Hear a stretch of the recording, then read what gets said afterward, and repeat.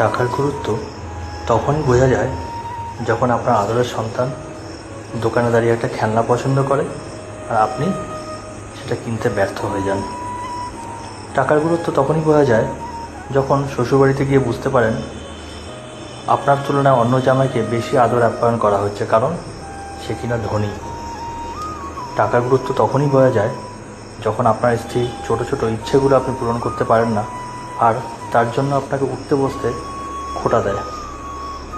পরিবার নিয়ে রেস্টুরেন্টে খেতে গেলে বিল দেওয়ার সময় বুঝবেন টাকার গুরুত্ব কতটা। যখন আপনার কাছে টাকা নেই তখন বন্ধুরাও আপনাকে মূল্যায়ন করে না, তখন উপলব্ধি করবেন কেন টাকার দরকার।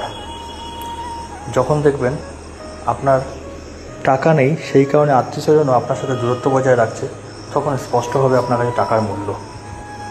বিপদের সময় দেখবেন আপনার টাকা কম বলে কেউ আপনার পাশেও থাকে না, আপনার প্রতি সহানুভূতিও দেখায় না, তখন সত্যিকার অর্থে বুঝবেন টাকার প্রয়োজনীয়তাটা কী। টাকার অভাবই মানুষকে শেখায় এর গুরুত্ব। তাই নিজের অবস্থান শক্তিশালী করতে হলে টাকা কামাতে শিখতে হবে, কারণ জীবনে 80% সমস্যার সমাধানই কিন্তু একমাত্র টাকা দিয়েই সম্ভব।